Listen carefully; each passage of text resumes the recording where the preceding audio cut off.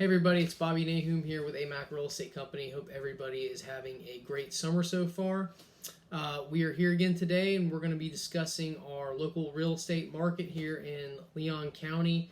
And more specifically, what we're going to be looking at is we're going to be looking at some real estate related metrics from the second quarter of this year. And we're going to compare those real estate metrics from the second quarter of this year to the second quarter of 2022 to see how our real estate market is performing this year so far compared to the second quarter of 2022 to help give us an idea of overall how the real estate market is performing and kind of what direction it's going in. We'll also be going over some broader real estate related topics and economic news, and we're going to tie those broader economic issues and broader real estate related news and into how they're having an effect on our local real estate market here in Leon County. And then last, I also want to get into what we can expect to see going forward for the remainder of the year in our local real estate market. So the goal of today's video is to equip you all with important and up-to-date information on our local real estate market so that you guys can make smart decisions when you go to buy or sell any real estate in our home community of Tallahassee. So the local real estate market has picked up steam, or did pick up steam in the second quarter of this year, but home sales and the number of properties listed for sale are down, or were down in the second quarter of this year from a year ago. But however, property values did shoot up in the second quarter of this year pretty significantly compared to the second quarter of 2022. The average number of days that it took to sell a home, it took longer to sell a home in the second quarter of this year compared to a year ago. The sale price to list price ratio, the sale price to listing price ratio, which measures how much a home sells for on average compared to the asking price, went down a little bit from a year ago in the second quarter of this year. And then also distressed sales as a percentage of total sales went up just a little bit compared to a year ago. So we'll dive into these metrics in more detail in just a second. So let's go ahead and start out by talking about the number of properties listed for sale. So in the second quarter of this year, we saw a pretty big drop in the number of available homes for sale. We saw an 18% decrease in listings. So the inventory is historically low right now. It's been low for a couple of years, maybe 3 or 4 years actually, and it just keeps getting lower and lower. So obviously this makes it hard for first-time home buyers, or really for any home buyers, but first-time home buyers are really the most affected. And what we're seeing out there is we're seeing multiple offers on properties still. We're seeing bidding wars. Prices or home prices are getting bid up because you have so many people, so many home buyers competing for the same properties, this is great for selling, obviously, but it's not the greatest if you're looking to buy a home. So sales in the second quarter of this year were down. They were also down by a whopping 24% compared to the second quarter of 2022. This is not because sales are not down because demand for homes is down that much. Really, the main driver of the decrease in the number of homes being sold is the fact that we don't have enough homes available for sale. So you can't sell properties that aren't available. So if we had more homes available for sale, we would have more home sales because the demand is there. So it's just something, it's kind of an interesting dynamic that, we've got all these people looking for homes, but we don't have enough homes to sell, and that's resulting in overall lower home sales. Now, and to a certain extent, I mean, the shortage of listings and shortage of homes for sale is the main reason that sales are down. But to a certain extent, sales were also down in the second quarter of this year because the interest rates were a lot higher in the second quarter of 2023 than they were in the second quarter of 2022. In 2022, we saw interest rates were probably like in the 4 to 5% range for a 30-year fixed rate mortgage in the second quarter of 2022, whereas in the second quarter of this year, interest rates were hovering in the upper 6, 7, 7% range, which is a significant difference. It makes buying a home a lot more expensive, or owning a home a lot more expensive for most people. So it would make sense that sales were down because of that. So now what we saw in with property values, we saw property values jump up by 13% in the second quarter of this year compared to a year ago. So property values have been going up, but what we saw in the fourth quarter of last year and the first quarter of this year is we saw home value increases dropping back down, or annual home value increases dropping back down into the single digits. So I believe in the first quarter of this year and fourth quarter of last year, we were starting to see annual home price increases around to the 8-9% range. But now it's reversed course. We've seen acceleration of annual home price increases, and we're now at like 13%, which is a pretty high number. You know, you got to remember the historical average for home prices increasing is about 4%. So we're at over 3 times the historical average right now, which is significant. So again, it's the lack of inventory that's causing the increase in home prices. We've got a pretty healthy demand, very low supply of homes, and it's driving the prices up. So again, this is great if you're a homeowner. I mean, anybody that sees their home value going up by 13% is going to be excited. But it's not really all that great for the overall economy and the overall real estate market. And the reason for that is because, you know, you're seeing a lot of buyers getting priced out of the market because home values are increasing significantly more than people's wages are. So if home prices are going up more than people's wages are on average, and people's salaries, what you're going to see is more and more people getting priced out of the real estate market, which is not good for the overall economy. It's not good for people being able to buy real estate and build wealth through real estate. So overall, it's a negative for the community. If we saw a home price increase, we always want to see home prices going up. But if we were to get back in that 4 to 5%, range, which is kind of historically normal, that's a lot healthier of a level of increase in value than 13%, in my opinion.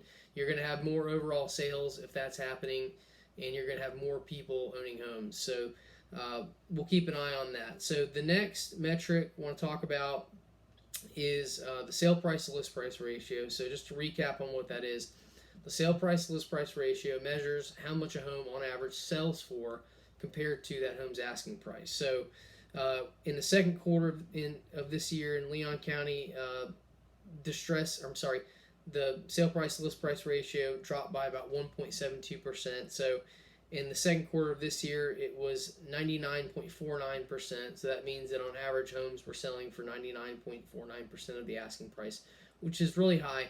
But it was down a little bit from a year ago, or a year ago in the second quarter, which would be the second quarter of 2022, when it was 101.21%. So in the second quarter of 2022, homes were selling for actually above the asking price on average, whereas now they're selling for just slightly under the asking price. A 99.49% sale price to list price ratio is still very high. It's very close to the asking price, and it's indicative that we're still in a seller's market, big time in the seller's market. So the next metric is average days on the market that it took to sell a home. In the second quarter of this year, homes took longer to sell here in Leon County than they did in the second quarter of 2022.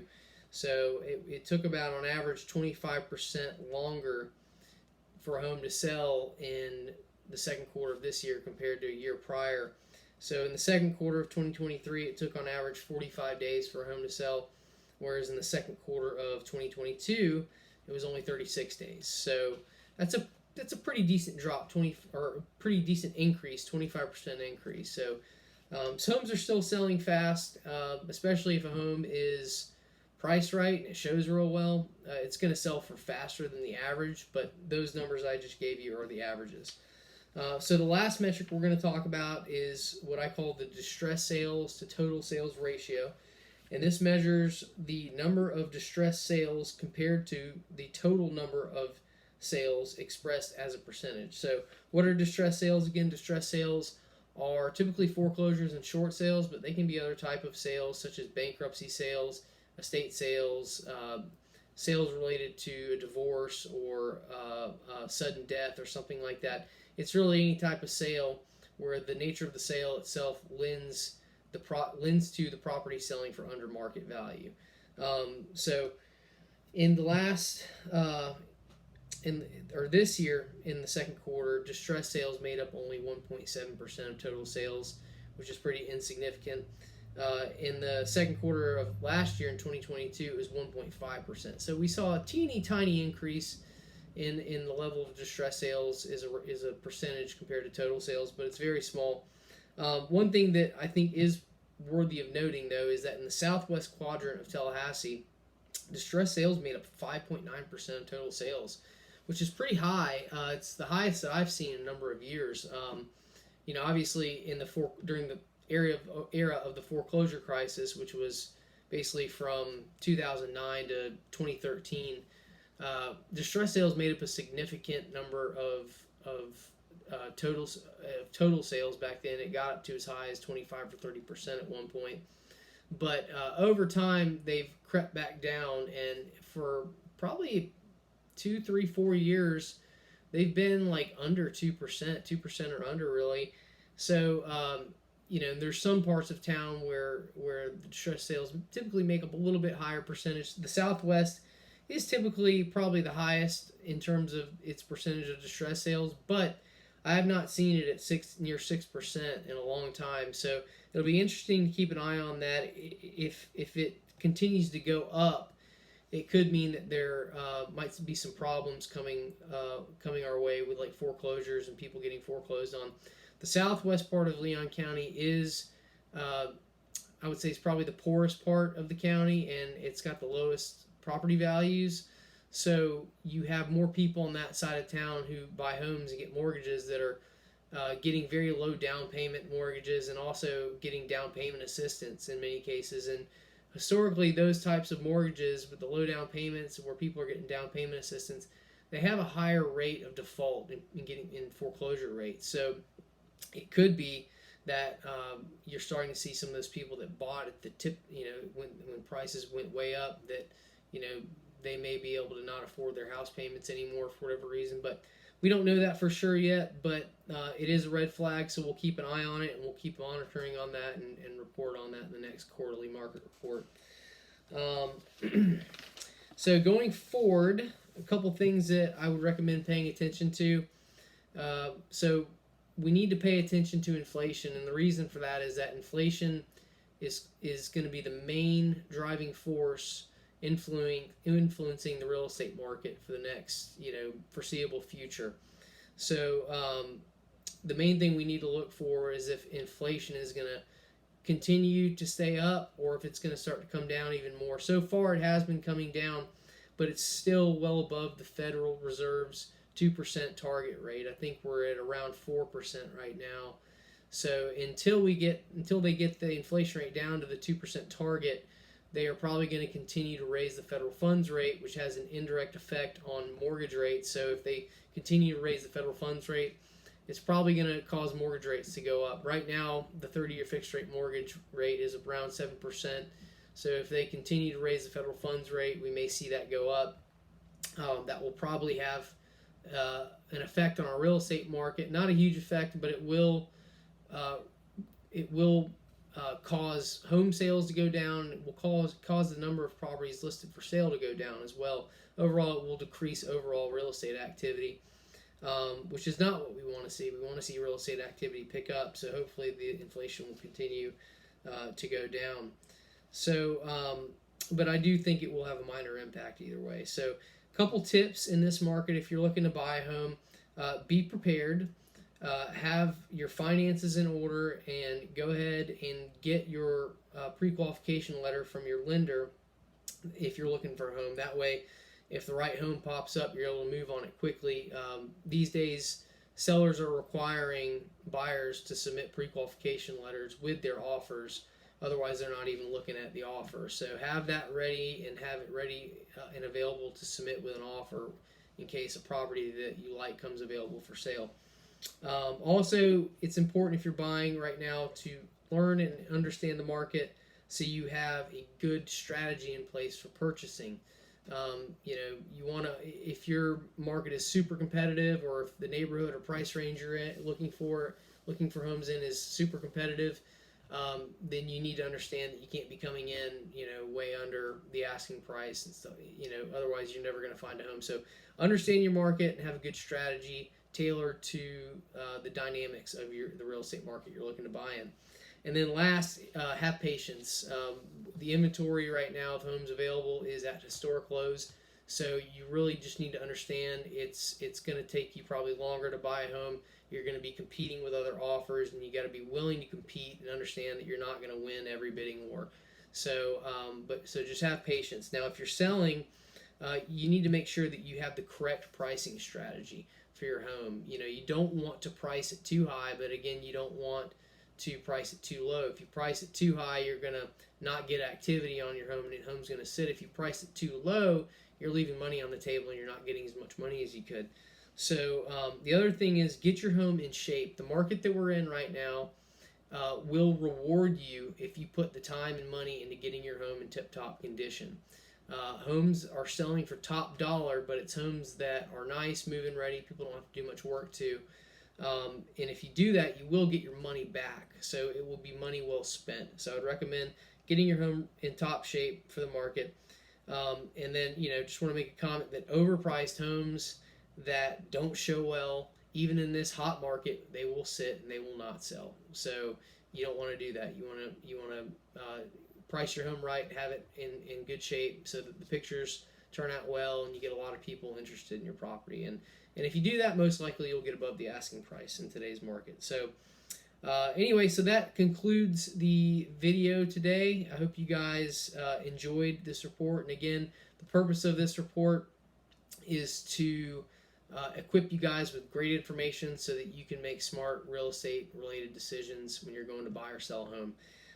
So contact me if you have any questions about this video or any real estate related topics. You can find me on Facebook. I'm at Bobby Nahum Real Estate. You can also email me at nahum1171@yahoo.com, or give me a call or shoot me a text. Or you can even just leave a comment on this video and I can get back to you if you have a question. And also important, please like or subscribe to this YouTube channel if you enjoy this content. And I hope you guys have a great rest of your summer. And I will talk to you guys this fall when we're going over the third quarter real estate market report. Hope you guys have a great summer, and I'll talk to you soon.